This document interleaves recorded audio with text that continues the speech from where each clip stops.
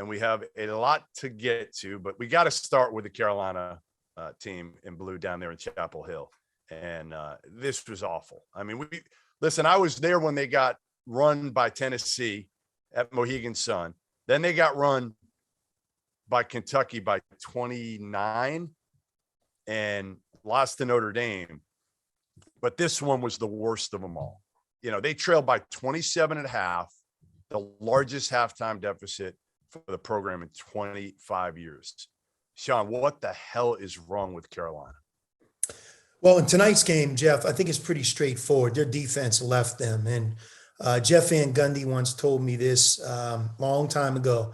Before you evaluate what they're doing well, scheme-wise, or what they can get better at, you first have to establish that you're playing with great effort.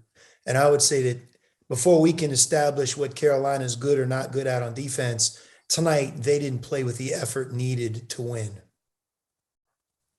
So, Arch, can this be fixed? I mean, again, effort is hard sometimes to all of a sudden get guys to turn it on, especially they've already been embarrassed. It's not like you can't go to them if you're first year head coach Hubert Davis and get up in them and show them tape and, hey, listen, you weren't doing this. You weren't playing hard. I said it after the Tennessee loss. I thought they were soft. So how do you come out there time and time again? Isn't it kind of who you are at this point? Well, probably a little bit. And there's probably some confidence, you know, when things start to go not their way, especially away from home. If you watch them play at the Dean Dome, and they've really played well. They've scored the ball. They've put up great numbers, and they've had impressive wins. When they get away from the Dean Dome, things go away from them early, and they seem to sort of steamroll. And Hubert and his staff can say what they want, but I think Sean would be the first to tell you as well, your players have to find a way to rally and respond in tough times, and they haven't been able to do that. They are new. To me, defending the 3-point line has become a big problem for them, you know, in their 5 losses. Yeah. You know, they're giving up almost 10 made threes at 45%. And, you know, part of it is, you know, they're playing with 2 traditional big guys on the floor a lot. And tonight they ran into maybe the toughest matchup in the ACC in Miami with their attack and what they're doing in terms of their perimeter play with the 4 guards and even Wardenberg at the 5. So they have to maybe shore up some coverages and whatnot, but it's going to come down to the players at some point in time, you know, getting some things fixed during the game. You know, Jeff, the other part that I would just say, Arch, you know, to the both of you is right now, you know, we're almost at February. Carolina, 354th in the country at forcing turnovers. Right. You know, when I think of Carolina basketball and the identity, you know, it's using defense to create offense, playing with great pace, you know, being relentless on the glass. You know, the identity right now of Carolina basketball isn't that. You know, if you're 354 entering the month of February in forcing turnovers, well, then you got to be really sound at some other things. And again, you know, effort, first, you got to get that right. And then secondly, I think you got to start developing the scheme. But their defense is a real problem, Jeff. And I would say unless it trends and improves significantly, I don't know if they'll make the tournament with the defense they currently have. It's hard to imagine. You know, to me, I tweeted the other day, I said, you know, I think they're a bubble team. They're probably on the right side of the bubble at that point. And Carolina fans and a lot of people went after me for it. And now I'm pretty sure they're on the other side of the bubble after this one. And well, their best win is against the Michigan team at home. That, let's face it, this Michigan team isn't a lock-in. They're probably not in the tournament if the season ended today. They're 8-7. Yeah, they beat Maryland tonight, but who hasn't beat Maryland this year? And really, you look at it, like you said, it's the defense as much as anything. Art said, in the 5 losses, teams have shot 45% from 3, 52% from the field. They're averaging almost 89 points a game in those 5 losses. And I think you guys kind of highlighted this. Opponents only 7.8 turnovers a game. So, and they have athletic guards. It's not like, again, Caleb Love, he's an athletic guard that you want to get out and pressure the ball and try to create some offense off your defense. Now, Brady Manick may not be that type, and Dawson Garcia has been hurt a little bit over the last couple of weeks, so he's not quite as effective as he usually is. But I feel like right now it's the guard play. To me, they were 5 for 22 tonight. Caleb Love should be, in my opinion, an all first team ACC type caliber guard. And he just hasn't been able to do that. Miami only 4 turnovers tonight. So yeah, I mean, that's the biggest thing. If you're going to go on the road and you're going to play, good offensive teams, especially at home, you're going to take their best shot, their energy, their crowd. You're going to have to find a way to do one of two things: get stops or don't turn the ball over. And, they had 14 turnovers. They had 8 by RJ Davis and Caleb Love. They're 2 primary ball handlers. And if Miami only turns it over 4 times and they shoot 13 for 28 from 3, I think that's sort of the recipe for a disaster.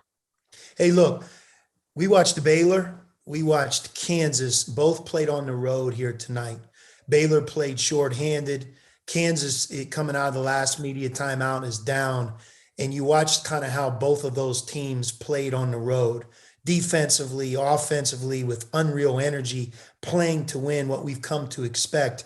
That's the standard at Carolina, and nobody knows that more than Hubert Davis. He played at Carolina, and just watching them perform on the road tonight, and just generally speaking, you could see how much their defense is in the way of their success. All right, I'll take this one because I know you guys aren't going to weigh in on this part. So I'll take the Hubert Davis question. And when he was hired, I said I felt like Wes Miller was the pick there. They're going to keep it in the family. It's Carolina. Everybody else is keeping it in the family. So they certainly are more than anybody else because they have a stronger family. I mean, all those players come back every summer. They play. And again, I just felt like, and what worried me, as much as Hubert getting the job, I felt like then his staff really concerned me. And he brought in Jeff Lebo, who hasn't really recruited at a high level in a long time. He'd been at Auburn, fired, East Carolina, fired. He's been out the last few years. And if you're going to bring on Jeff Lebo, bring him on as a special assistant. Number 2, Sean May, who I love, but he's got 0 experience recruiting. And Brad Frederick, who's solid. He's been with them for a while. Now he's your number 1 guy and carrying all the load recruiting at this point. I didn't love the combination of a rookie head coach with a staff that, to me, listen, my daughter Talia can recruit to Carolina, but it's recruiting the right guys to Carolina. That's the key. And I thought they did well in the portal to some degree. But again, the portal, it's a crapshoot. And Miami, they're kind of the flip side of it, guys. They've done well with the portal. And what they've got is, man, like they got dudes that are probably older than Arch right now. They have an old team. Miami has an old, they have starters. I'd say they have the oldest roster in the ACC is at Miami, and they're old guards too, and that's a big part of it. But you got to give Hubert Davis some time. He's in his first year. He's got a new roster. It's the first time that he's coached these guys, and I'm sure he's putting his stamp on it. But way too early for that. I mean, they could come back here and wrap off 3 in a row. They have a talented group, and at the end of the day, you're always a game away or a week away from something good happening. And they've shown some explosiveness in the Dean Dome. For whatever reason, when they're on the road, they just have to find a way, especially early in games on the road in the first half, find a way to be in there. And I think they'll have a little bit more success, but way too early. And Jeff, what I would just add about Hubert Davis and his staff, it's way, way too early right now to have, all of the information and the judgment. And what we definitely know is this, though, that if you're a McDonald's All-American, or if you're a player right now that wants to be in this year's first-round NBA draft, if you're somebody that went to Carolina fully expecting to leave Carolina early and be a part of the NBA, that's what programs like Carolina have in place. Then you're not getting there by being down 25 points on the road at Miami. You also have to look within. If you're the starting point guard, if you're the starting center, if you're a freshman that's coming off the bench, that's not how things are done. And one thing you learn is this: with team success, comes a lot of the individual accolades and goals that the players want. And when that team's success goes away, it won't matter what color your jersey is or what used to be in place. You're going to be judged on the results. And some of, I think, what I'm sure they're trying to cultivate right now at Carolina is a renewed sense of toughness and energy and spirit, because on the road, you only have each other. And right now, when they're on the road and they only have each other, their defense really leaves them. Okay, so how hard is it, guys, these days with the portal? Usually you're recruiting kids for 2-3 years out of high school. You've seen them play a ton.